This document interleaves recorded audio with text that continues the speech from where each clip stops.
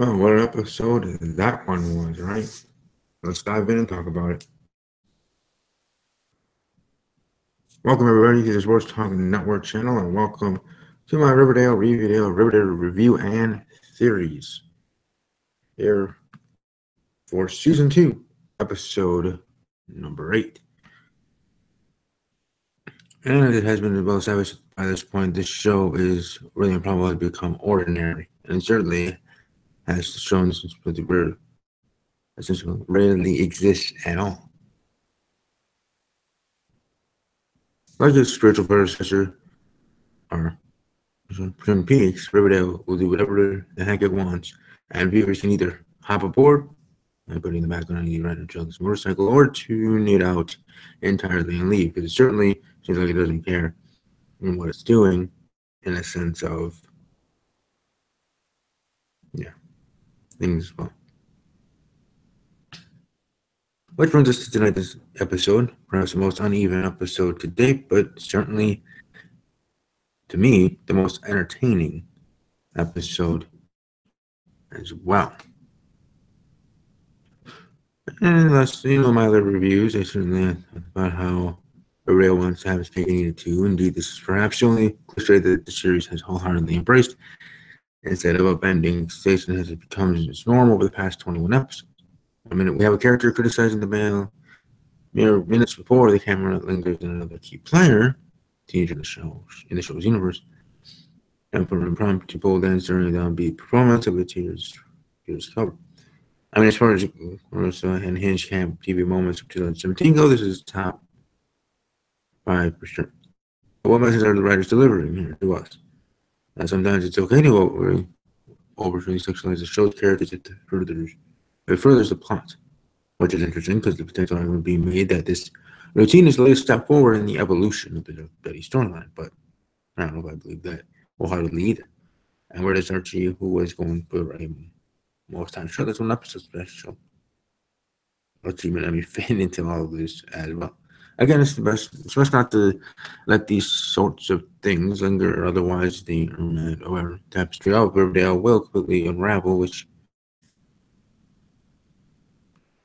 But with all that said, I think what's just interesting and crazy, I turned out to be impressed by the series' goofball attitude. But there we go. You might be getting into, but still enjoying the show because Riverdale, in its own right, is seriously awesome. It's insidious as well. Myself plus running concurrently tonight. FP's released from prison and welcome home / retirement party. Archie saying he loves Veronica and her inability to return the sentiment, and his subsequent investigation of the likelihood relationship to the mysterious murder house where the Riverdale reclaimed his victims. But let's tackle one thing at a time, shall we? FP, let's talk about him first. Being released from Riverdale's sanctioned prison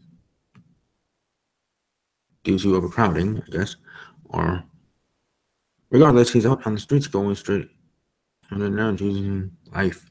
But at his retirement party, FP flips the script by announcing that he's a serpent to stay.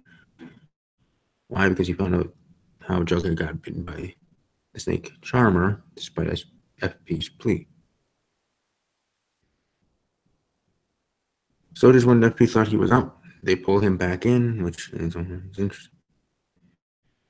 But what will his role with the Serpents be, as well as the whole organization itself? Be like now, they're filling in the jingle-jangly void we might open up by the least. And why do Jughead's feelings about the Serpents seem to fluctuate by week to week? I guess only time will tell.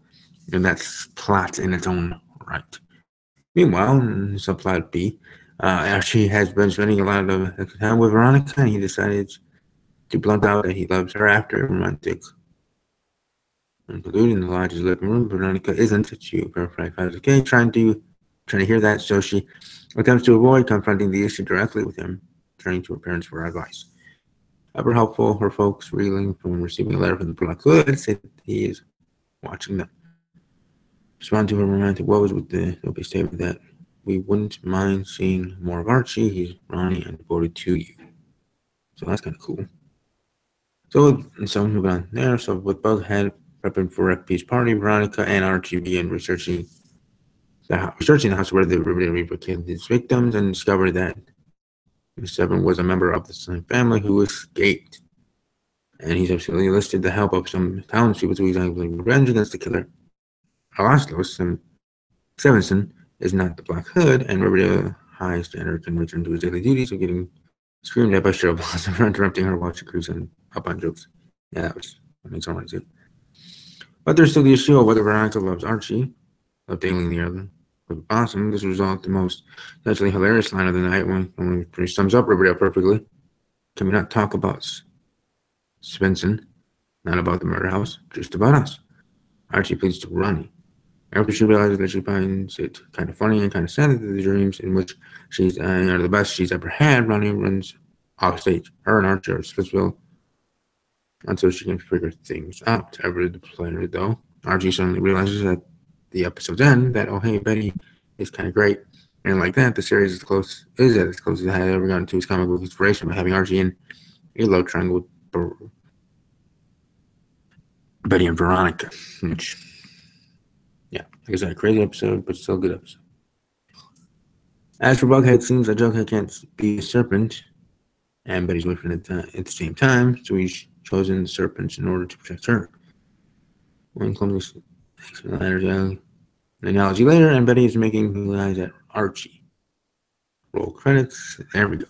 This is getting good. And it's certainly getting interesting.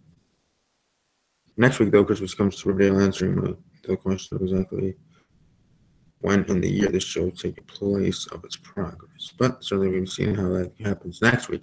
You're still here for this one. Once again, Alex Cooper knows how to make an entrance, also with this extension between her and FP.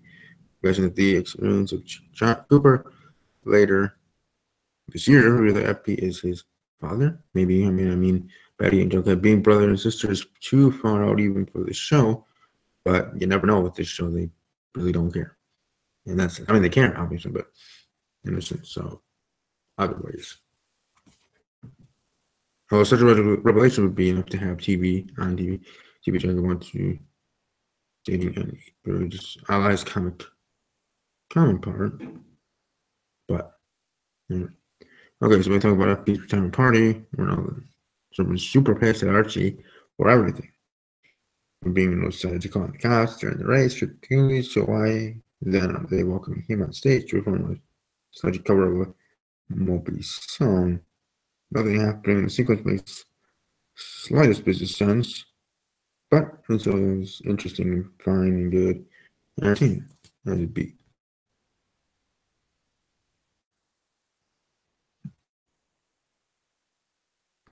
It is revealed that Reggie's father runs a car dealership in the comics and works for a newspaper, a role where the Coopers on Riverdale. That's interesting as well.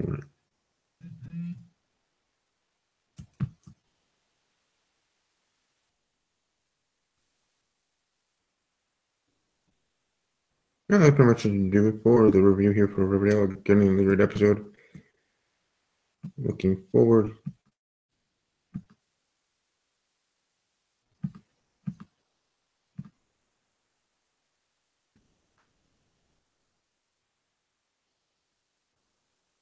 Sorry about the silence. Was checking something out.